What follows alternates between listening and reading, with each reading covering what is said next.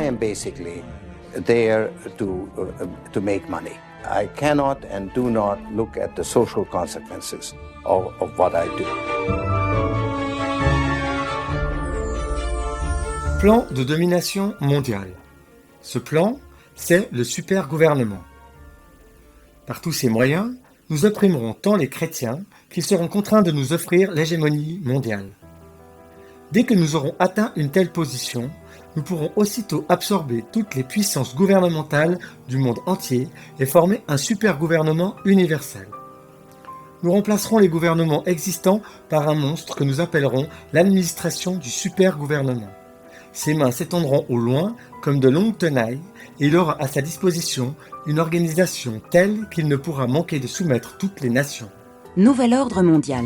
Depuis des décennies maintenant, ces trois mots sont utilisés par les conspirationnistes pour désigner un plan secret de domination du monde que mettraient en œuvre au choix les Illuminati, les francs-maçons, les juifs, Satan. L'ancien ministre de l'Éducation nationale, ce cher Vincent Peillon, qui a déclaré, je cite, « Toute l'opération consiste bien, avec la foi laïque, à changer la nature même de Dieu, du Christ, et à terrasser définitivement l'Église. » Pas non plus, si vous voulez, de théorie de la grâce, de l'élection, refus du péché originel aussi.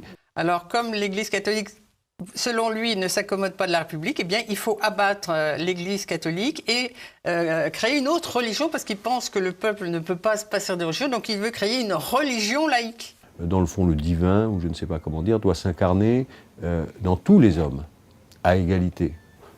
Pas de clergé. Pas d'intercesseur entre Dieu et la conscience. Surtout pas de signe de croix.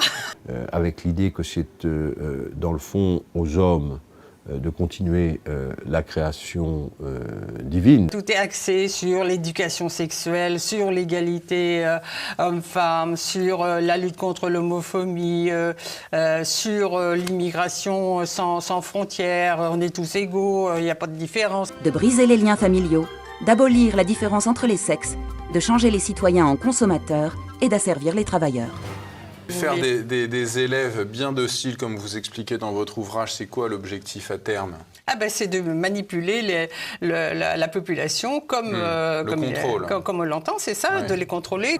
Si vous croyez encore aux principes religieux de votre jeunesse, à votre catéchisme qui éclaire singulièrement le plan de la contre-église, si vous ne pensez pas qu'après votre mort vous vaudrez moins qu'un chien vivant, si vous sentez votre âme immortelle tourner à certaines heures son regard vers le ciel, là où nous attend le Père qui nous a créés, si vous avez foi dans le Christ crucifié qui pardonne, qui bénit, qui console, et si vous rencontrez au pied de la croix, en larmes mais debout, sa mère qui est aussi votre mère, si votre souvenir vous ramène parfois à l'église où vous avez été baptisé, confirmé, communié, si vous sentez alors dans un tressaillement d'âme un doux regret du passé, et si, à la lumière des événements, vous voyez que, depuis 50 ans, on s'est acharné à décrocher le crucifix des écoles, des crèches, des prétoires, des hôpitaux, pour le jeter à la voirie, qu'on a exilé les moines et les religieuses parce qu'ils priaient et qu'ils enseignaient, qu'on a fait une loi intangible de séparation pour arriver un jour à fermer vos églises et à chasser vos prêtres contre lesquels vous avez peut-être écouté trop complaisamment les rumeurs infâmes alors qu'ils sont vos meilleurs amis, qu'on a fait une loi intangible d'école laïque pour élever,